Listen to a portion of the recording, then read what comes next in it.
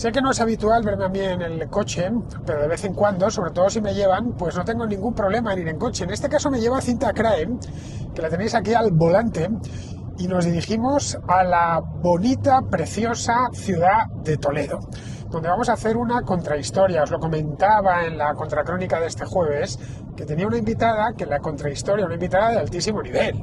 Mira, aquí la veis conduciendo y tal y cual, pero es toda una autoridad en la materia de la porcelana china, que es de lo que vamos a hablar. Por eso os comentaba la contrahistoria, más una contrahistoria que dediqué al comercio con China, el comercio actual, claro.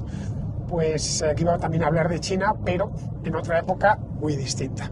Porque China, que ahora nos desvela un día sí, el otro también, con los problemas comerciales que ocasiona, especialmente en Estados Unidos, ya en el pasado no tan remoto, estamos hablando del siglo XVII, del siglo XVIII, pues era la primera potencia comercial del mundo. Era el país más rico, el más desarrollado, y uno de los bienes más preciados que tenía, en tanto que la seda ya le habían descubierto el secreto, era el secreto industrial principal que tenía la China del siglo XVII y XVIII, era la porcelana. Sí, la porcelana, eso que no le dais ningún valor ahora, que lo encontráis en el rastro y en cualquier sitio, hace solo 3 siglos era un bien, no voy a decir de incalculable valor, pero de un valor altísimo, que solo se lo podían permitir reyes, aristócratas, gente de muchísimo dinero. Tanto que los reyes solían coleccionarlo. En España hubo grandes coleccionistas como Felipe II en el siglo XVI, luego Isabel de Farnesio ya en el siglo XVIII, y parte de esas colecciones, no la de Felipe II, desgraciadamente, porque se quemó con el Alcázar en el año 1734, pero la de Isabel de Farnesio, una parte, sí que se conserva. Bueno, pues Cinta es experta, es probablemente la persona que más sabe de porcelana china de España, me atrevería a decir del mundo hispano. Profesora de la Universidad Autónoma, y bueno, vamos a grabar este programa. Podríamos haberlo hecho en el estudio en Madrid, pero me dijo, oye, ¿y si nos vamos a grabarlo a Toledo? Y le dije, pues fenomenal. Y hay que ver piezas también, que es muy importante. Piezas, claro. Entonces vamos a pillar, esto es la autopista ya. Vamos a llegar. Esto es la autopista. Es la R, la radial 5, y luego vamos a coger. La de pago, Cinta. La de pago, vamos por la de pago. Para no encontrar atasco. Pero hay atasco hasta ahora para ir a Toledo. ¿Hay atasco para ir a Toledo? Sí, muchísimo. La salida de Madrid es tremenda. Bueno. Es temprano, pero tampoco muy temprano. Hemos salido ahora de historiadores. Es decir, a las 9:30 de la mañana. En Madrid tampoco no vamos aquí a volvernos locos. Es decir, una horita buena para poder llegar allí, preparar el estudio, que lo llevo en el maletero del coche de Cinta, y nada, y ponernos a grabar. Así que nada, como vas a tener que sacar ahora la cartera, porque vamos en autopista de ya sabéis, de gente con dinero, pues autopista hay que pagarla. A Toledo, bueno, de Madrid salen una serie de autopistas radiales. Yo es que tampoco de esto me manejo muy bien, pero sé que hay unas paralelas que se llaman R, radial 1, 2, 3, no sé, hasta no sé cuánto número. Bueno, y esas hay que pagarlas. Ahí está, ahí la tenemos, ahí tiene el peaje. Ahí es donde... Esta es la radial 5, esta vas a Extremadura, por aquí. Esta es la de Extremadura, luego nos desviaremos. Bueno, pues vamos a pasar el peaje, no vaya a ser que el de la cabina del peaje se nos enfade, porque estamos aquí grabando. Bueno, Cinta, en esta autopista lo que veo es que pagas por no llevar a nadie. Efectivamente. Porque aquí no va nadie en esta autopista, no broma. No te cruzas algún coche de venida y poquito más. Esto es lo que hay. ¿Cuál es? La R5, me has dicho antes, ¿no? Camión por ahí y poquito más. Sí. Bueno, pues mira, yo nunca había entrado aquí, ¿verdad? Y es curioso porque además tienes vistas. Antes he visto cuando hemos pasado al lado de Móstoles, claro. Yo desde la Nacional 5 sí conozco Móstoles, sí me conozco el perfil, pero claro, desde aquí no lo reconocía, he tenido que mirar en Google Maps. Bueno, a ver, Cinta, vamos al lío. ¿Cómo puede ser que te interesases en algo como la porcelana china? Podríamos decir algo tan friki como la porcelana china. Bueno, friki, pero no empecé por la porcelana, Empecé en general por el arte oriental, que me interesó, claro, en una época en la que los historiadores del arte te bombardeaban con arte occidental. Para mí descubrir el arte oriental fue pues una ventana a un nuevo mundo, ¿no? Algo muy diferente a lo que estaba acostumbrada a ver. En Oriente la inspiración del arte es la naturaleza, y eso a mí me pareció muy fascinante, ¿no? El arte occidental es antropocéntrico sobre todo, ¿no? Y a mí me resultó muy diferente y muy interesante la filosofía taoísta, o sea, todo lo que está detrás, lo que subyace, ¿no?, a la creación artística. Y entonces, tuve una magnífica profesora que fue Carmen García Ormaechea, que me animó mucho a irme a Inglaterra. Y bueno, y me pareció en aquel entonces China era la China comunista y me acabé ¿Dónde lo yendo hiciste? en Holanda. El doctorado lo hice en Holanda. Luego has sido Leiden. profesora visitante en Pekín, en China. Sí, estuve en Peitá, en la Universidad de Peitá. Pero estuve viviendo en Pekín, justo después de Tiananmen. O sea, Y bueno, en un momento en que China pues no iba nadie, no estaba de moda y a China no iba nadie y era la China comunista. O sea, que aprendiste chino. Claro que aprendí chino Bueno, es porque... una experta en porcelana china que sabe chino, lo cual ya es bastante. Bueno, mal, no debo decir que no lo hablo bien en absoluto. Pero sí, en Londres cuando llegué a los historiadores del arte chino nos hacían aprender mandarín, claro, porque si no, no puedes leer las marcas y es fundamental. Incluso hice también algunos cursos de mandarín clásico en aquel entonces, estoy hablando de hace muchos años. Porque tú en Londres estudiaste en la Escuela de Estudios Africanos y Orientales. Exacto, en SOAS. Bueno, como veis, en fin, cuando os decía hace un momento que es la persona que más sabe de este tema en el mundo de habla hispana, os estoy dando, mejor dicho, y os está contando ella un poco dónde ha estado. Pero es que además tiene una cantidad de trabajo publicado sobre este tema bestial. Podríamos pensar, claro, supongo que a ti te habrá pasado, Cinta, que algo como la porcelana pues puede ser incluso hasta aburrido, algo más de coleccionismo que de historia. Pero por la documentación que me pasaste y el libro que me regalaste, lo que he visto es que la conexión de la porcelana con la historia tanto de China como de Occidente a partir del siglo XIV-XV, que es cuando se empieza ya a exportar de forma significativa a Europa, Sí. hay una conexión directa.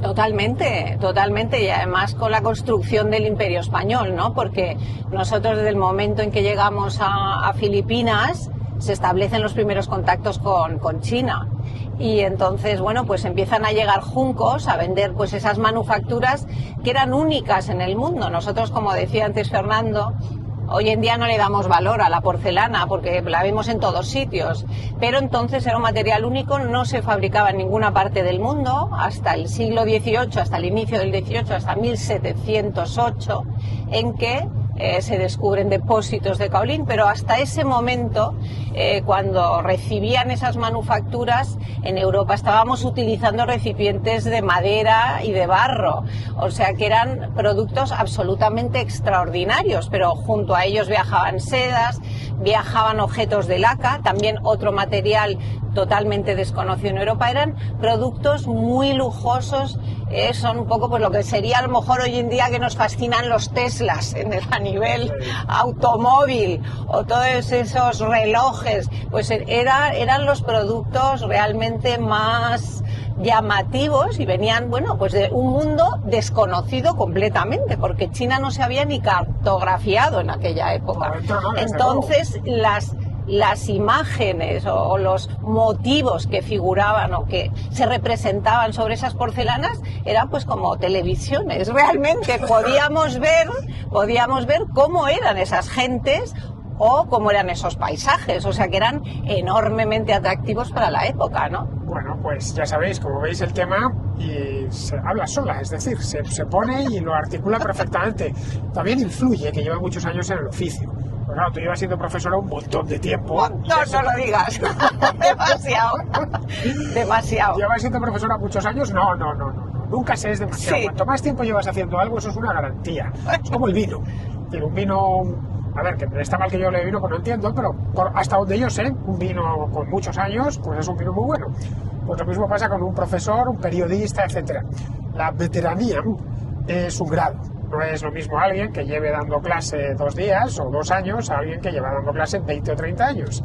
Porque la cantidad de problemas en los que se tiene que enfrentar de los 2 años pues es mucho menor. Bueno, acabamos de entrar ya en Castilla-La Mancha y estamos al ladito de Toledo. Ahora voy a adelantar al único coche que hemos... Oye, el sitio al que me llevas, me has comentado que teníamos unas vistas estupendas de la ciudad de Toledo. ¿Cómo dice? El sitio al que me llevas.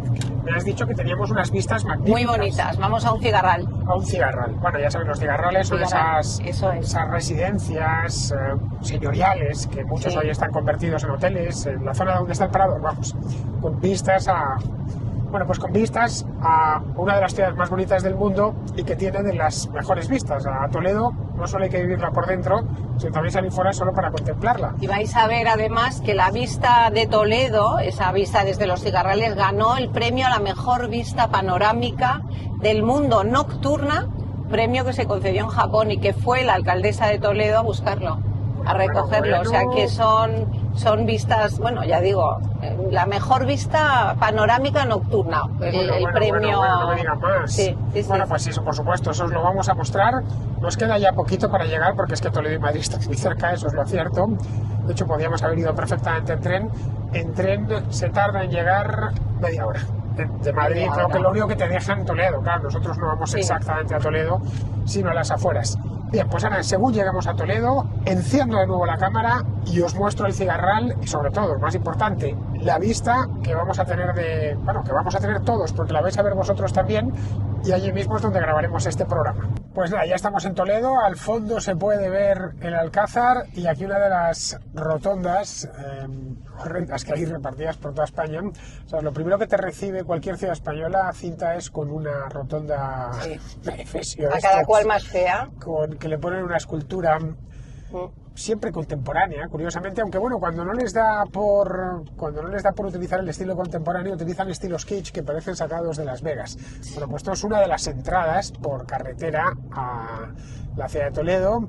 Ahí la tenéis, la podéis ver. Bueno, ahora nos la está tapando justo esta pasarela para peatones, pero allá se verá el Alcázar y nada, la aguja de la catedral que se ve poquito a poquito. Estamos viéndolo desde abajo. Esta ciudad, desde donde la mires, es bonita, pero desde el otro lado, que el Tajo, el río Tajo, aquí se encajona en Toledo. Se encajona, tal cual, está metido. Sí. Está metido como en una garganta, lo cual hace que las vistas desde el otro lado sean más bonitas, porque el río apenas se ve, a no ser que mires hacia abajo, y ves toda la ciudad. Es una ciudad muy antigua. Hice unos vídeos con Javier Ruido 11, no sé si os acordáis, hace ya de esto 2 años y medio, una cosa así, que fuimos luego a Puy du Fou, que está aquí cerquita, y estuvimos con Daniel Gómez Aragonés, las visitas del Toledo Mágico. Bueno, es un vídeo que tenéis en el canal de YouTube, creo que es del año 2023, puede ser, si mal no recuerdo. Lo que sí sé es que lo hicimos al final de verano, en el mes de septiembre. Mire, me trajo también Javier en su coche, porque, bueno, yo si me llevan, pues encantado. Bueno, pues ahora lo que tenemos que es ir al otro lado de la ciudad para ir a la zona, llegar a la zona de los Cigarrales. Vamos a hacer el paseo de ronda. El paseo de ronda, vamos a ir por ahí, ¿no? Sí, vamos a ir porque es más bonito. Vale, pues a ver si os muestro unas imágenes para que os hagáis una idea de cómo es esto. Aquí podéis ver cómo se encajona el Tajo. La ciudad de Toledo está ahí arriba, se ve perfectamente el Alcázar, y el río Tajo, pues ahí lo tenéis, que viene cargadito porque no ha hecho más que llover a lo largo del último mes. La vista que vamos a tener es desde el otro lado. Sí. Ahí al fondo se ve el Parador, que es el parador de turismo de Toledo. Yo comí en cierta ocasión ahí, de verdad es que como en todos los paradores se come muy bien y tiene unas vistas magníficas. Bueno, el Tajo por regla general no lleva tanta agua como la que lleva ahora mismo, va siempre con agua, pero no estas cantidades. Y además aquí no tiene dónde expandirse, porque en ambos lados hay montaña. Ya estamos en la zona de la sierra, que es donde se sitúan los cigarrales, pero además aquí se colocan los cigarrales en estos montecitos desde tiempo inmemorial. Sí, desde tiempos romanos, probablemente, árabes, todos, casas de placer o casas de campo que miraban a Toledo. Sí, porque Toledo es una ciudad que fue romana, Toletum, de ahí le viene el nombre. Claro. Luego en tiempos de Al-Ándalus fue Tula y Tula. Y luego ya cuando lo conquistó Alfonso VI en el año 1085, pues pasó a ser Toledo, tal y como lo conocemos. Y es, bueno, aparte de la ciudad, una de las ciudades más bonitas de España, que eso ya os lo he dicho, y del mundo, y de tener una historia riquísima, es una ciudad que tiene un significado simbólico muy importante en la historia de España. Bueno, aquí empiezan las vistas, chicos. Esto es Toledo. Bueno, solo una parte de Toledo. Mirad, mirad, qué cosa más bonita.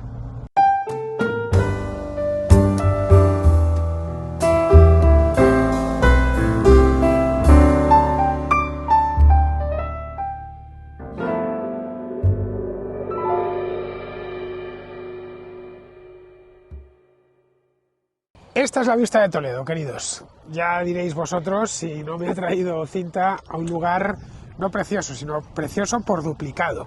Bueno, Cinta, es maravilloso, ¿eh?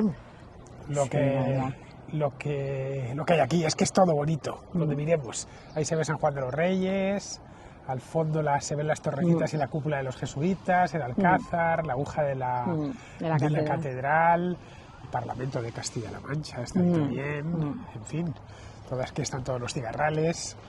Vamos, un lugar bonito a rabiar, ¿eh? Sí. Pero bonito a rabiar. Bueno, un lugar perfecto para hablar de porcelana china. Venimos a hablar de porcelana china y nos podemos hablar en un cigarral de Toledo. Sí. La verdad es que venimos a hablar de cosas bonitas en un lugar bonito, y que no nos pilla muy lejos de Madrid. Pero bueno, que el sitio en sí me gusta muchísimo, y de estos que cuando lo ves, llegas, dices, ¿te apetece ponerte a hablar de historia del arte? Inspira paz, tranquilidad, ¿no? Es un sitio... Sí, hay que traer a Alberto Garín. Totalmente, lo estábamos hablando antes. Hay que traer a Alberto Garín. Que lo que hay Esto que lo hacer tiene que ver. Tenemos que traerle, porque este sitio es precioso. Totalmente. Yo fíjate que a mí en la historia del arte tampoco es una cosa que nunca me llamase mucho la atención. Me aficionó a Alberto, pues que no soy tan refinado, pues solo ver esto, bueno, no sé, si se ponía aquí el Greco a pintar, por algo sería. O Zuloaga también, todos los artistas, muchos artistas pintaron Toledo, y en el siglo XX también. Claro, es que esta ciudad, según llegas, lo primero que te apetece es o pintarla o fotografiarla. Totalmente. Y eso que, como podéis imaginar, pues la temperatura es magnífica, porque estamos, al igual que no ha hecho más que llover en el mes de marzo, ahora hemos tenido suerte. Estamos teniendo unos días de primavera magníficos, bueno, tan magníficos que yo he adelantado la temporada de pantalón corto, chicos. Ya sabéis que yo del 15 de abril al 15 de octubre, este año me lo he puesto el 10 de abril. He dicho, vamos a Toledo, que hace siempre un poquito más de calor que en Madrid, y la verdad es que no tengo frío. Sopla un poquito de aire, pero que a lo largo del día subirá la temperatura, porque aquí hace buen calor cuando le da por hacer calor, Sí, totalmente. Aquí en Toledo. El verano es terrible. Pues nada, vamos a pasar dentro del cigarral, porque el cigarral es lo que tenemos a nuestra espalda. Voy a montar el estudio y ya hacemos el programa. Así que nada, espero que nos salga bien. Esperemos. Cruzar los dedos, que nos salga bien. A ver. Ya sabéis, esto lo tenéis este viernes, 12:30 de la noche, hora española. Hora peninsular, perdón, que luego los canarios se me enfadan con razón. Ya, por eso a veces digo hora de Madrid y ya está. Y me quedo tan a gusto, ya sirve, ya todo el mundo lo entiende. Bueno, hora de la península, si estáis en América, pues evidentemente será mucho antes, será todavía el jueves. Y si estáis, pues no lo sé, en Japón pues ya será el día siguiente, ¿no? En fin, no faltéis, porque aunque pueda parecer que no es una historia muy sugerente, os puedo garantizar que yo, ya que he leído y me lo he preparado el programa, es más interesante de lo que así de primeras pueda parecer. Ya sabéis que yo en la contrahistoria trato temas de historia del arte, bueno, con Alberto he hecho muchos y bueno, siempre trato de llevarlos con todo el cariño que puedo, y si es posible tener un invitado. En este caso, Cinta, vamos a ver qué lo vas a hacer. Pues muchísimas gracias por invitarme. Bueno, vamos a ver.